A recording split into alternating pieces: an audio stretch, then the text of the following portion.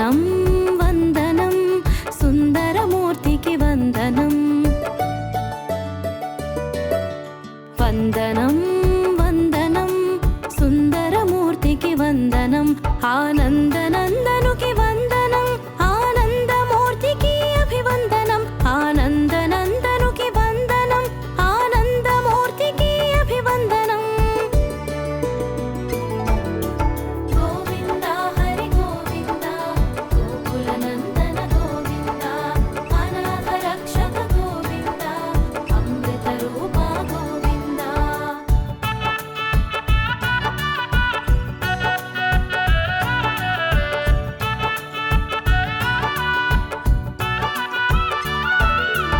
ఆనంద శిఖరాన గుపించు తేజం ఆకృతి దాల్చెను చూడండి పరాకృతి ప్రభలను పంచేను పరదైవమై ప్రభవించేను పరదైవమై ప్రభవించేను గోవింద హరి గోవింద గోకులనందన గోవింద అనాథ రక్షక గోవింద అమృత రూప గోవింద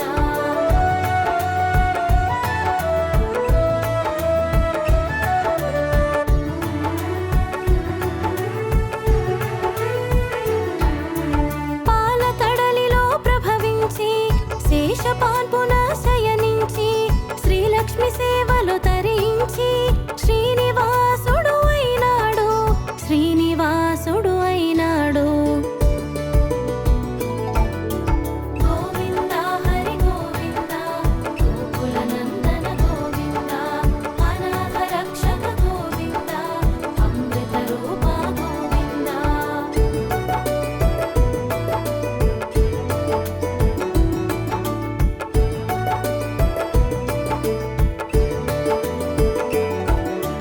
కలిజనులను కరుణించి కామిత ఫలములు అందించా కదలి వచ్చెను కార్యము చూపి వరము తీర్చెను వేడుక తీరా వరము తీర్చెను వేడుక తీరా గోవింద హరి గోవింద గోకులనందన గోవింద అనాథ రక్షక గోవింద అమృత రూప గోవింద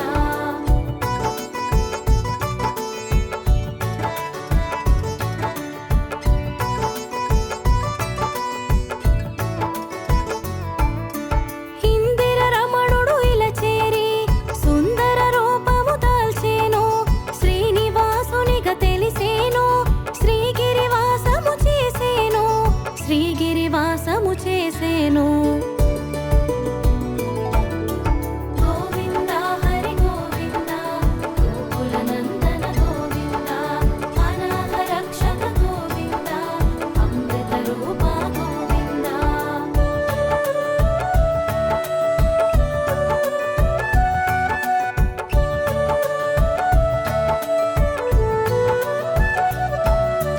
ఆకాశరాజును వర్తించా బకుళమాతను పంపించి సూత్రప్రాయముగా సందేశం సురముని జనులకు సంతోషం సురముని జనులకు సంతోషం గోవింద హరి గోవింద గోకులనందన గోవింద అనాథ రక్షక గోవింద అమృత రూప గోవింద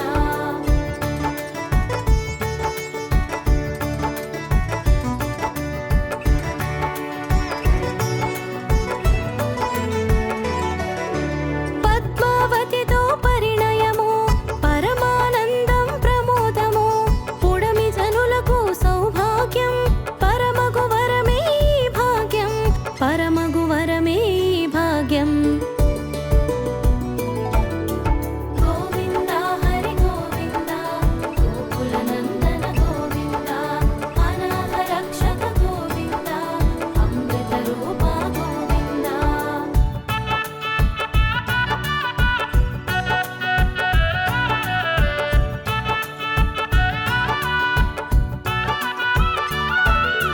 కుబేరుని కడకేగేను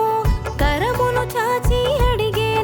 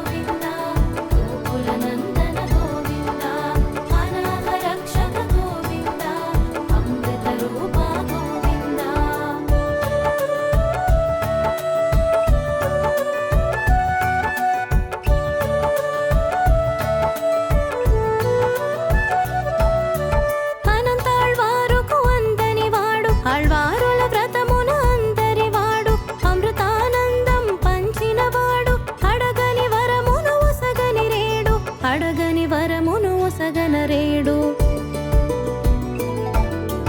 గోవింద హరి గోవింద గోకుల నందన గోవింద అనాథ రక్షక గోవింద అమృత రూప గోవింద.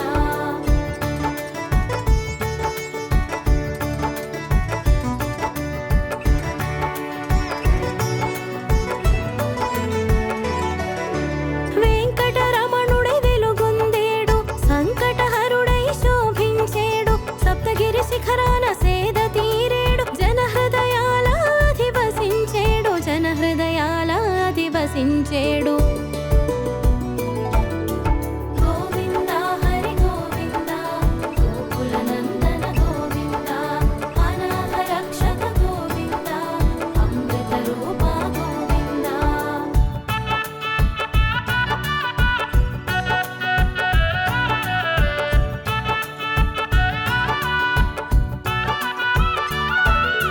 తల నీలాలను అర్పించ తల బరువు తెలిసి తగ్గింప చేసెను ఎద బరువు చూసి తగ్గించ తానే యదపీఠాన ఆసీనుడయ్యే యదపీఠాన ఆసీనుడయ్యే. గోవింద హరి గోవింద గోకుల నందన గోవింద అనాథ రక్షక గోవింద అమృత రూప గోవింద.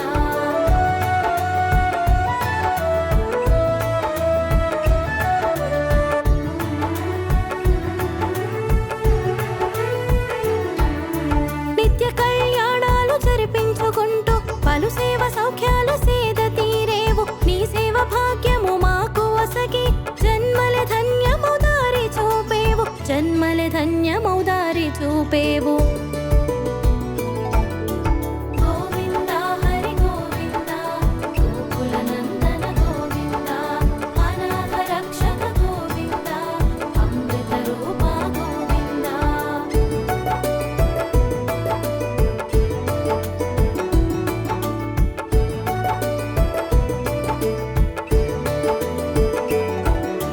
దారి తెలియక నీ దరి చేర ఏడు కొండల దారి చూపి ఆనంద నిలయాన అడుగు పెట్టగా ఏకశిలా రూపాన నిలచేవు ఏకశిలా రూపాన నిలిచేవు. గోవింద హరి గోవింద గోకుల నందన గోవింద అనాథ రక్షక గోవింద అమృత రూప గోవింద.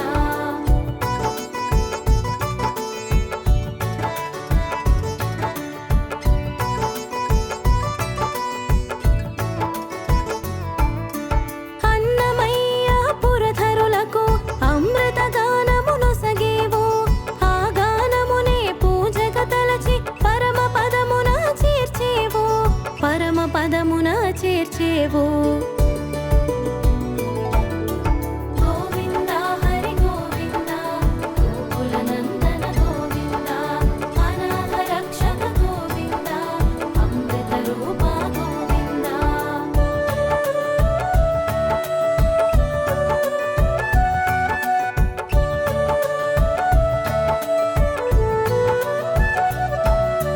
కొలిచిన వారికి కొంగు బంగరు తలచిన వారికి తెలిసి బంధువు పిలిచిన వారికి పక్కనుందువు నీడై నీవు నిలిచి ఉందువు నీడై నీవు నిలిచి ఉందువు.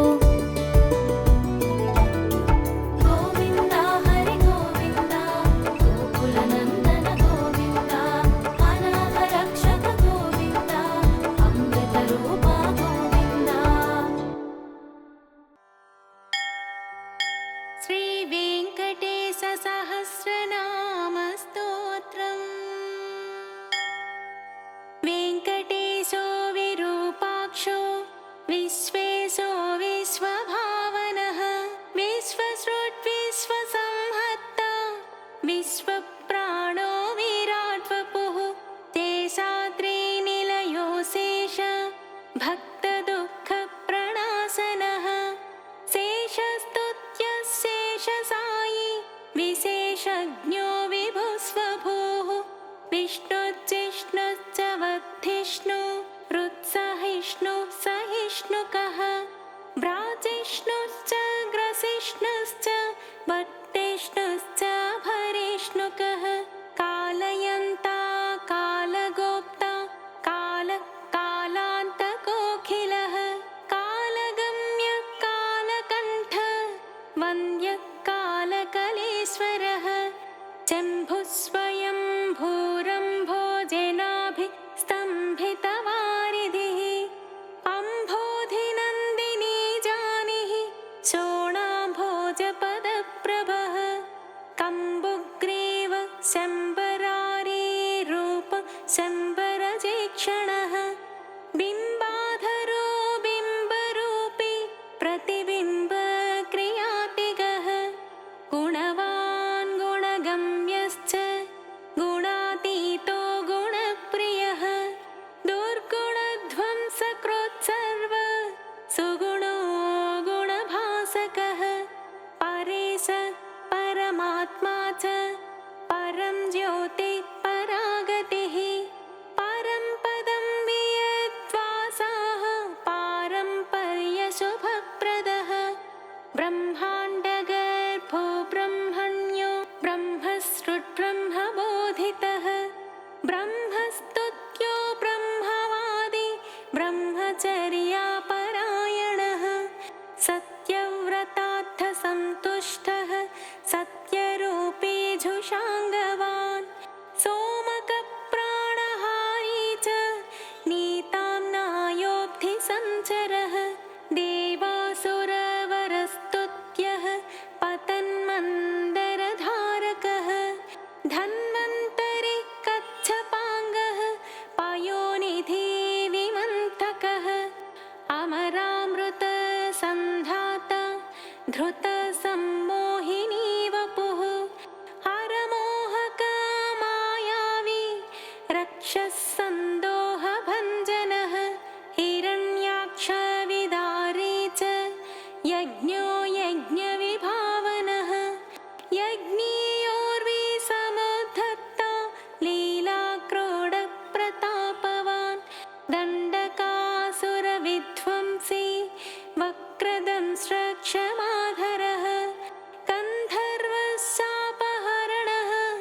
पुण्यगन्धो विचक्षणः करालवक्त्रः सोमार्क नेत्रषड्गुणवैभवः श्वेतघोणी घोडितभ्रूर्घुर्घुरध्वनिविभ्रमः द्राघेयान्नीलकेशी च जाग्रदम्बुजलोचनः घृणावान् घृणिसम्मोहो महाकालाग्निदीधितिः ज्वालाकराळवदनो महोल्काकुलवीक्षणः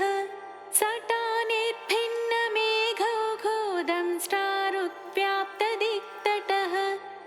उच्छ्वासा कृष्णभूतेषु निःश्वासत्यक्तविश्वसृट् अन्तर्भ्रमज्जगद्गर्भोऽनन्तो ब्रह्मकपालहृत् उग्रो वीरो महाविष्णु ज्वलन सर्वतोमुखः नृसिंहो भीषणो भद्रो मृत्युः सनातनः सभास्तम्भोद्भवो भीम क्षीरोमाली महेश्वरः द्वादशादित्यचूडालः कल्पधूमसटाच्छविः हिरण्यकोरस्थलभिन्नकः सिंहमुखो नगः प्रह्लादवरदो धीमान् भक्तसङ्घप्रतिष्ठितः ब्रह्मरुद्रादिसंसेव्यः सिद्धसाध्यप्रपूजितः लक्ष्मीनृसिंहो देवेशो ज्वालाजिह्वान्त्रमालिकः खड्गे खेटे महेश्वासी कपाली मुसलिहली पाशी शूली महाबाहो ज्वरघ्नो रोगलुण्ठकः मौञ्जीयुक्छात्रकोदण्डी कृष्णाजिनधरो वटुः अधीतवेदो वेदान्तोद्धारक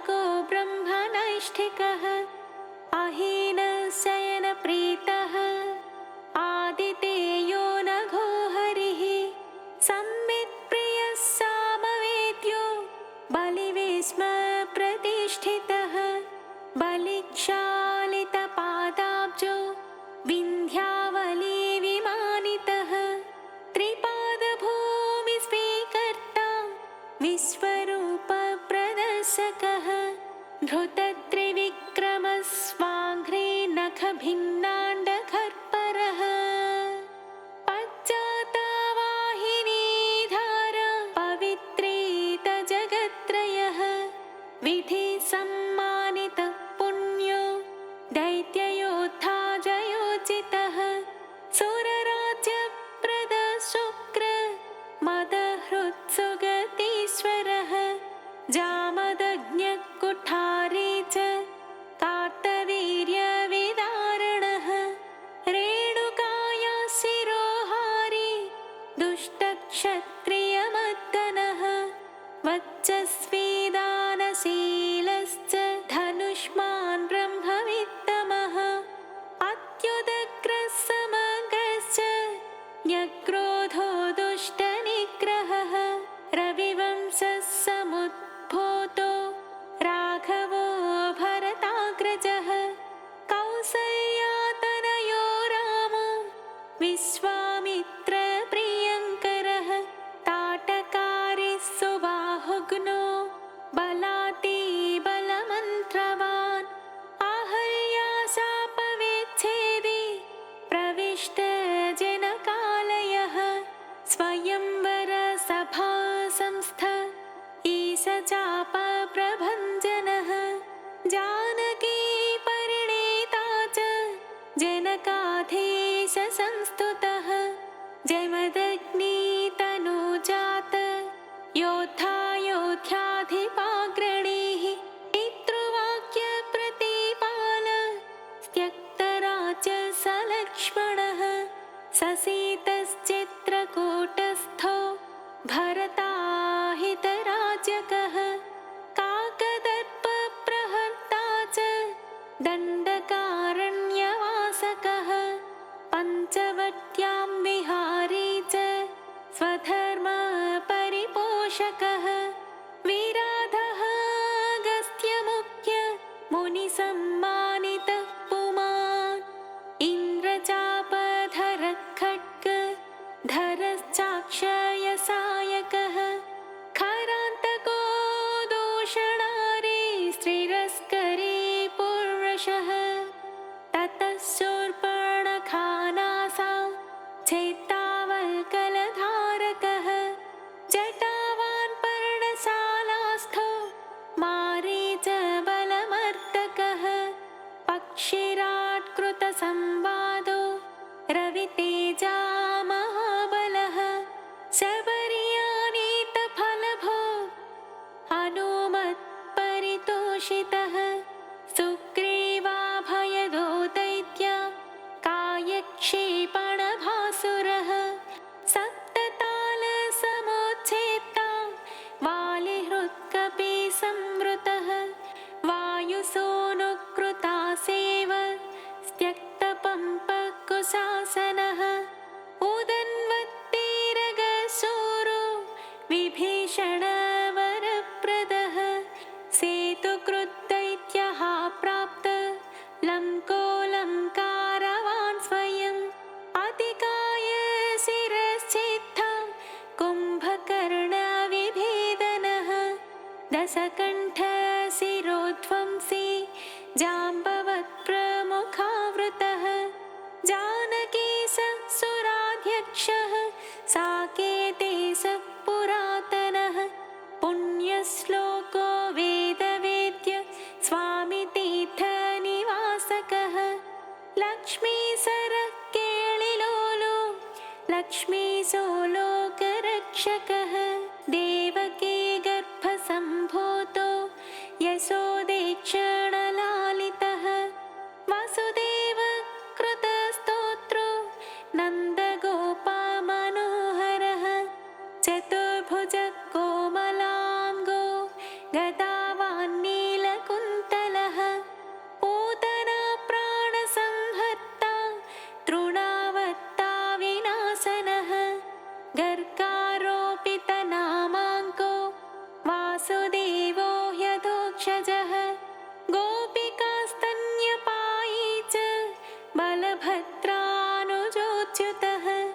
वैयाघ्रनखभूषश्च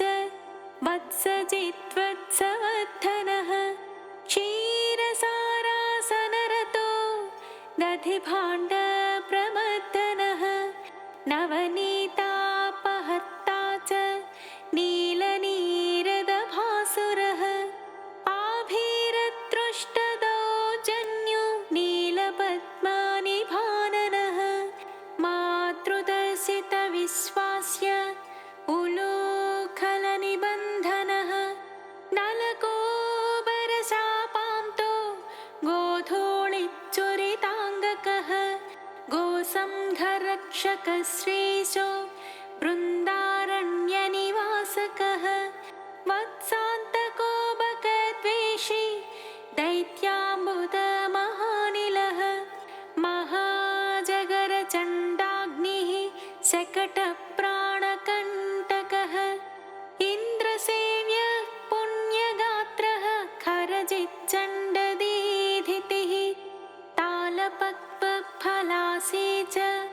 कालीयफणिदर्पः नागपत्नी स्तुते प्रीतः प्रलम्बासुरखण्डनः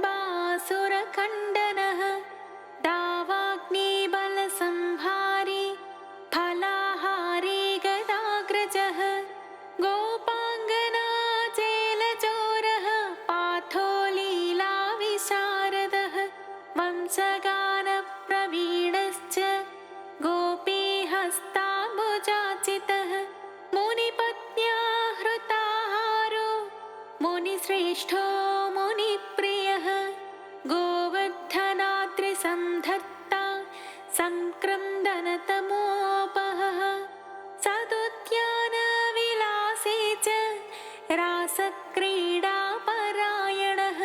वरुणाभ्यर्चितो गोपी प्रार्थितः पुरुषोत्तमः अक्रूरस्तुतिसम्प्रीतः कुब्जायौवनदायकः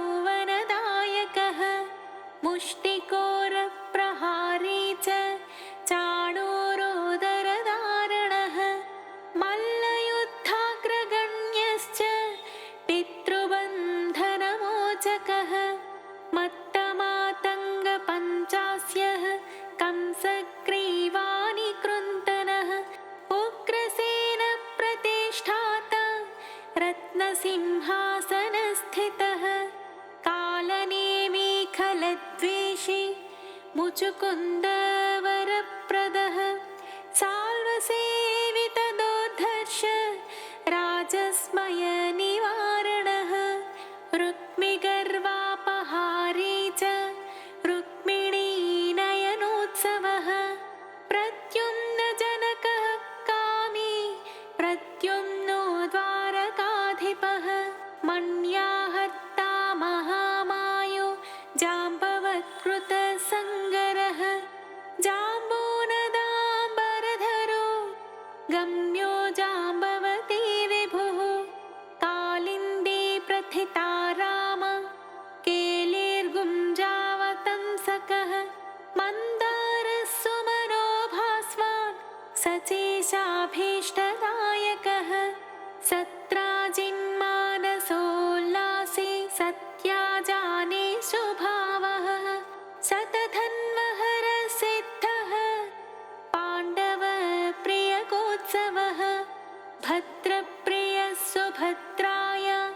भ्राता नाज्ञाजिति विभुः किरीटकुण्डलधरः कल्पपल्लवलालितः भैष्मीप्रणयभाषावान् मित्रविन्दाधिपोभयः स्वमूर्तिकेलिसम्प्रीतो लक्ष्मणोदारमानसः प्राग्ज्योतिषाधिपध्वंसी तत्सैन्यान्तकरो मृतः भूमिस्तुतो भूरिभोगो भूषणाम्बरसंयुतः बहुरामाकृताह्लादो गन्धमाल्यानुलेपनः नारदादृष्टचरितो देवेशो विश्वराट् गुरुः बाणबाहो विदारश्च तापज्वरविनाशकः दर्शयिता व्यक्तः शिववाक्तोष्टमानसः महेशज्वरसंस्तुत्यः शीतज्वरभयान्तकः मृगराजोद्धारकश्च पौण्ड्रकादेवधूत्यतः विविधारिच्छलोद्विग्न ब्राह्मणेषु दयापरः जरासन्धबलद्वेषी केशिदैत्यभयङ्करः चक्रे चैत्यान्तकः सभ्यो राजबन्धविमोचकः राजसूयः वीर्भोक्ता स्निग्धाङ्गशुभलक्षणः धानाभक्षणसम्प्रीतः कुचेलाभीष्टदायकः सत्त्वादिगुणगम्भीरो द्रौपदीमानरक्षकः भीष्मध्येयो भक्तवश्यो भीमपूज्यो दयानिधिः दन्तवक्त्रशिरश्चेत्ता कृष्णासखस्वराट् वैजयन्ती प्रमोदे च बर्हि बर्हविभूषणः पार्थकौरवसन्धानकारी दुःशासनान्तकः बुद्धो विशुद्धः सर्वज्ञ क्रतुहिंसाविनिन्दकः त्रिपुरस्त्रीमानभङ्गः सर्वशास्त्रविशारदः निर्विकारो निर्ममश्च निराभासो निरामयः जगन्मोहकधर्मे च दिग्वस्त्रो दिक्पतीश्वरः कल्के म्लेच्छप्रहत्ता च दुष्टनिग्रहकारकः धर्मप्रतिष्ठाकारी च चातुर्वर्ण्यविभागकृत् युगान्तको युगाक्रान्तो युगकृत्युगभासकः कामारि कामकारी च निष्काम कामितार्थदः भर्गो वरेण्यः सवितुः चाङ्घे वैकुण्ठमन्दिरः हयग्रीव कैटभारि ग्राहग्नो गजरक्षकः सर्वसंशयविच्छेत्ता सर्वभक्तसमुत्सुकः कपर्दी कामहारी च कलाकाष्ठास्मृतिधृतिः अनादिरप्रमेयौजाः प्रधानः सन्निरूपकः निर्लेपो निःस्पृहो सङ्गो निर्भयो नीतिपारगः निष्प्रेष्यो निष्क्रियः शान्तो निष्प्रपञ्चो निधिर्णयः कर्म्यकर्मी विकर्मी च कर्मेप्सु कर्मभावनः कर्माङ्गकर्मविन्यासो महाकर्मी महाव्रती कर्मभुक्कर्मफलदः कर्मेशः कर्मनिग्रहः नरो नारायणो दान्तः कपिलः कामदः शुचिः तप्ता जप्ता क्षमालावान् गन्तानेतालयो गतिः शिष्टो द्रष्टा रिपुद्वेष्टा रोष्टावेष्टा महानटः रोद्धा बोद्धा महायोद्धा श्रद्धावान् सत्यधिशुभः मन्त्री मन्त्रो मन्त्रगम्यो मन्त्रकृत्परमन्त्रहृत् मन्त्रभृन्मन्त्रफलदो मन्त्रेशो मन्त्रविग्रहः मन्त्राङ्गो मन्त्रविन्यासो महामन्त्रो महाक्रमः स्थिरधीः स्थिरविज्ञानः स्थिरप्रज्ञः स्थिरासनः स्थिरयोगः स्थिराधारः स्थिरमार्गः स्थिरागमः निःश्रेयसो निरेहोऽग्नि निरवत्यो निरञ्जनः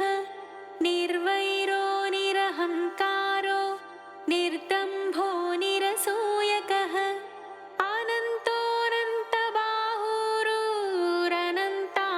अनन्तोऽनन्तबाहुरुरनन्ताङ्घ्रिरनन्तदृक् अनन्तवक्त्रो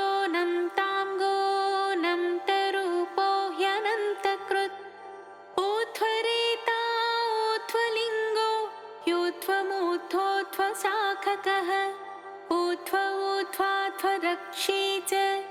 योध्वज्वालो निराकुलः बीजं बीजप्रदो नित्यो निदानं निष्कृतिकृति महानणीयन् गरिमा सुषमा चित्रमालिकः नभस्सृन्नभसो ज्योतिर्नभस्वान्निर्नभानभः अभुर्विभो प्रभुः शम्भुर्महीयान्भुर्भुवाकृतिः महानन्दो महाशौरो महोरासेर्महोत्सवः महाक्रोधो महाज्वालो महाशान्तो महागुणः सत्यव्रतः सत्यपरः सत्यसन्धः सतां गतिः सत्येशः सत्यसङ्कल्पः सत्यचारित्रलक्षणः अन्तश्चरो ह्यन्तरात्मा परमात्मा चिदात्मकः रोचनो रोचमानश्च साक्षी सौरी जनार्दनः मुकुन्दो नन्दनिष्पन्दः स्वर्णबिन्दुः पुरन्दरः अरिन्दमः सुमन्दश्च कुन्दमन्दारहासवान् स्यन्दनारूढचण्डाङ्गो यानन्दी नन्दनन्दनः अनसूयानन्दनोत्री नेत्रानन्दः सुनन्दवान् शङ्खवान् पङ्कजकरः कुङ्कुमाङ्को जयाङ्कुशः अम्भोजमकरं दाढ्यो निष्पङ्को गरुपङ्किलः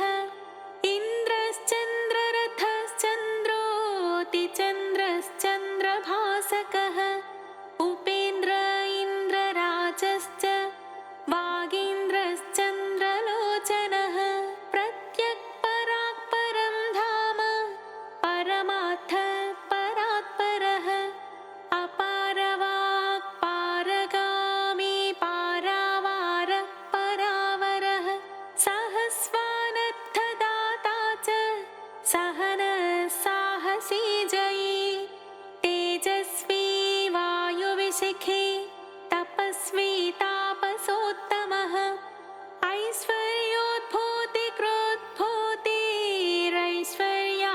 ऐश्वर्योद्भूतिक्रोद्भूतिरैश्वर्याङ्गकलापवान् अम्भोदिशायी भगवान् सर्वज्ञः सामपारगः महायोगी महाधीरो महाभोगी महाप्रभुः महावीरो महातुष्टे महापुष्टेर्महागुणः महादेवो महाबाहुर्महाधर्मो महेश्वरः समीपगो दूरगामी वर्गमार्गनिरर्गलः नगो नगधरो नागो नागेशो नागपालकः हिरण्मयः स्वर्णरेता हिरण्याचे हिरण्यदः गुणगुण्यः शरण्यश्च पुण्यकीर्तिः पुराणगः जन्यभृज्जन्यसन्नद्धो दिव्यपञ्चायुधो वशी दौर्जन्यभङ्गपज्जन्यः सौजन्यनिलयोलयः जलन्धरान्तको भस्म दैत्यनाशी महामनाः श्रेष्ठस्रविष्ठो द्राघिष्ठो गरिष्ठो गरुडध्वजः ज्येष्ठो दृढिष्ठो वर्षिष्ठो द्राघीयान् प्रणवफणी सम्प्रदायकरस्वामी सुरेशो माधवो मधुः निर्निमेषो विधिर्वेद बलवान् जीवनं बली स्मर्ता श्रोता विकर्ता च ध्याता नेता समोसमः होता पोता महावक्ता रमता मन्ता खलान्तकः दाता ग्राहयिता माता नियन्तानन्तवैभवः गोप्ता गोपयिता हन्ता धर्मजागरिताधवः कर्ता क्षेत्रकरक्ष क्षेत्र प्रदक्षेत्रज्ञात्मवेत् क्षेत्रे क्षेत्रहर क्षेत्र प्रियक्षेमकरो मरुत् भक्तिप्रदो मुक्तिदायी शक्तिदो युक्तिदायकः शक्तियुङ्मुक्तिकस्रग्वी सूक्तिराम्नाय सूक्तिगः धनञ्जयो धनाध्यक्षो धनिको धनदाधिपः महाधनो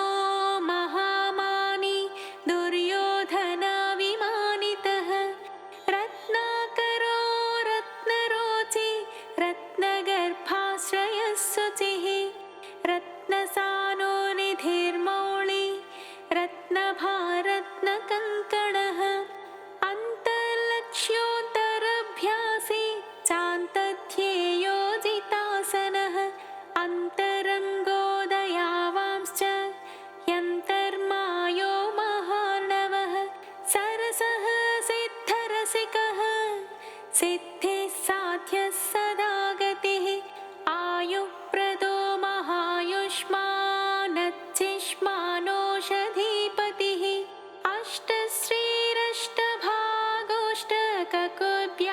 अष्टश्रीरष्टभागोष्टककुव्याप्तयशोव्रती अष्टापदः सुवर्णाभो यष्टमूर्तिस्त्रिमूर्तिमान् अस्वप्नस्वप्नगस्वप्नः सुस्वप्नफलदायकः दुःस्वप्नध्वंसको ध्वस्तदुर्निमित्तः शिवङ्करः सुवर्णवर्णः सम्भाव्यो वर्णितो वर्णसम्मुखः सुवर्णमुखरीतिरशिवध्यातपदाम्बुजः दाक्षायणीव च स्तुष्टो दुर्वासो दृष्टिगोचरः अम्बरीषव्रतप्रीतो महाकृत्ते विभञ्जनः महाभिचारकध्वंसी कालसर्पभयान्तकः सुदर्शनः कालमेघश्यामः श्रीमन्त्रभावितः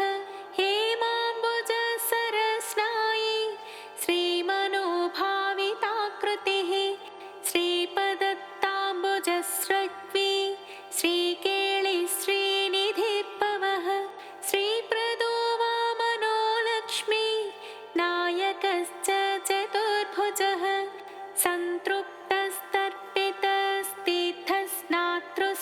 सन्तृप्तस्तर्पितस्तीर्थस्नातृसौख्यप्रदर्शकः अगस्त्यस्तुतिसंहृष्टो दर्शिताव्यक्तभावनः कपिलाचिः कपिलवान् सुस्नाताघविपाटनः वृषाकपिः कपिस्वामी मनोन्तस्थितविग्रहः वह्निप्रियोत्थसम्भाव्यो जनलोकविधायकः वह्निप्रभो वह्नितेज शुभाभीष्टप्रदोऽयमी वारुणक्षेत्रनिलयो वरुणो वारणाचितः वायुस्थानकृतावासो वायुगो वायुसंभृतः यमान्तकोऽभिजननो यमलोकनिवारणः यमिनामग्रगण्यश्च संयमी यमभावितः इन्द्रोद्यानसमीपस्थः इन्द्रदृग्विषयप्रभुः यक्षराट्सरसेवासो यक्षय्यानिधिकोशकृत् स्वामितीर्थकृतावासः स्वामिध्येयो ह्यधोक्षजः वराहाद्यष्टतीर्थाभिः सेविताङ्घ्रि सरोरुहः पाण्डुतीर्थाभिषिक्ताङ्गो युधिष्ठिरवरप्रदः भीमान्तःकरणारूढः श्वेतवाहनसख्यवान् नकुलाभयदो मात्रे सह देवाभिवन्दितः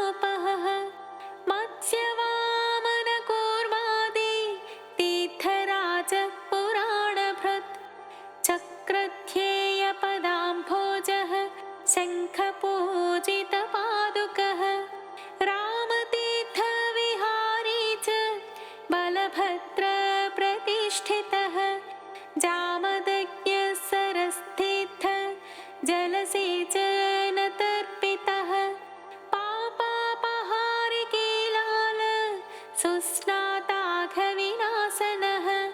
नभो गङ्गाभिषिक्तश्च नागतीर्थाभिषेकवान् कुमारधारातीर्थस्थो वटुवेष सुमेखलः वृद्धस्य सुकुमारत्व प्रदः सौन्दर्यवान् सुखे प्रियं वदो महाकुक्षीरिक्ष्वाकुकुलनन्दनः नीलगोक्षीरधाराभूर्वराहाचलनायकः भरद्वाज प्रतिष्ठावान् बृहस्पति विभावितः अञ्जनाकृतपूजावान् आञ्जनेयाकराचितः अञ्जनाद्रिनिवासश्च मुञ्जकेशपुरन्दरः किन्नरद्वयसम्बन्धे बन्धमोक्षप्रदायकः वैखानसमखारम्भो वृषज्ञेयो वृषाचलः वृषकाय प्रभेत्ता च क्रीडनाचारसम्भ्रमः संवत्सलेयविन्यस्त राज्यो नारायणप्रियः दुर्मेधो भञ्जक प्राज्ञो ब्रह्मोत्सवमहोत्सुकः भद्रासुरशिरश्छेत्ता भद्रक्षेत्री सुभद्रवान् मृगयाक्षीणसन्नाः शङ्खराजन्यतुष्टिदः स्थाणुस्थो वैनतेयाङ्ग भावितो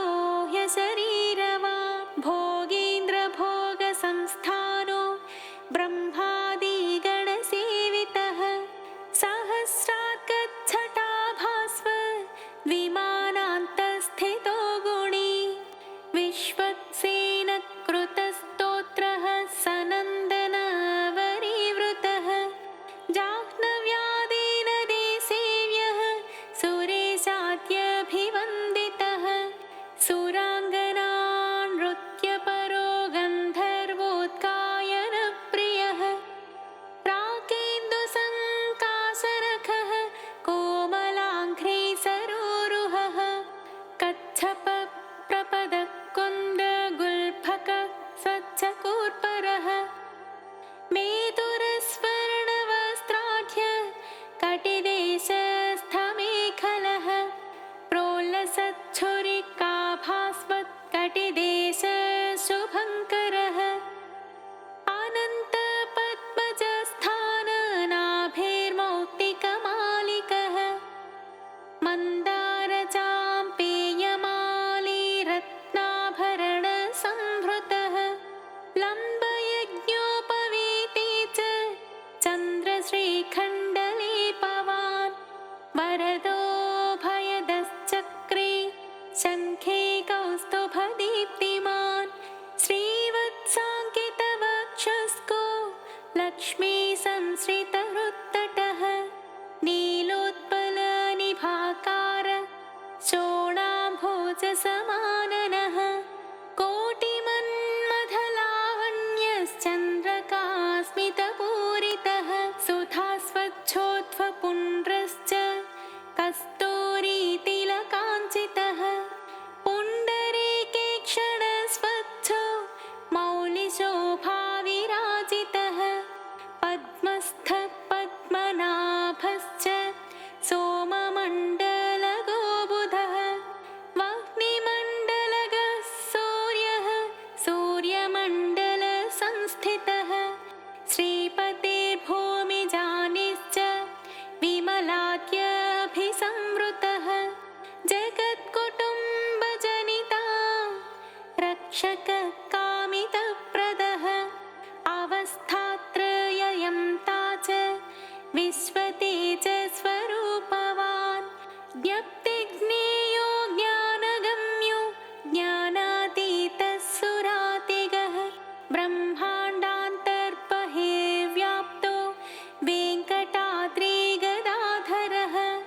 वेङ्कटाद्रिगदाधर ॐ नम इति। एवं श्रीवेङ्कटेशस्य कीर्तितं परमाद्भुतम्।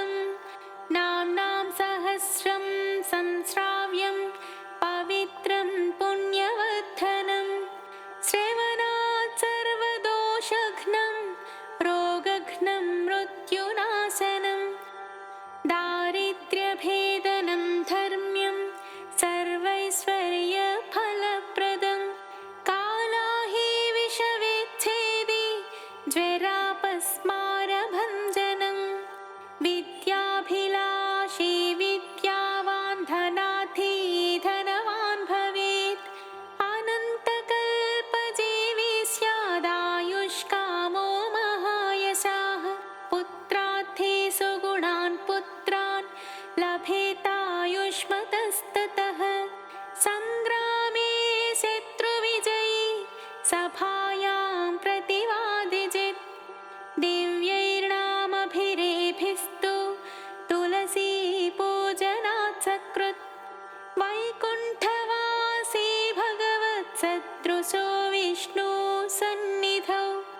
कल्हारपूजनान्मासात् द्वितीयः इव यक्षराट् नीलोत्पलार्चनात् सर्व राजपूज्यः सदा भवेत् हृत्संस्थितैर्नामभिस्तु भूयाद्धृग्विषयो हरिः वाञ्छितार्थं तदा दत्त्वा वैकुण्ठं च प्रयच्छति त्रिसन्ध्यं यो जपेन्नित्यं सम्पूज्य विधिना विभुं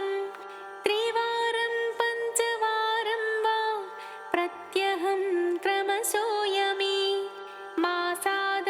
मासादलक्ष्मीनाशः स्याद्विमासात् स्यान्नरेन्द्रत त्रिमासान् महदैश्वर्यं ततः सम्भाषणं भवेत् मासं पठन् न्यूनकर्म पूर्तिं च समवाप्नुयात् मार्गभ्रष्टश्च सन्मार्गं गतस्व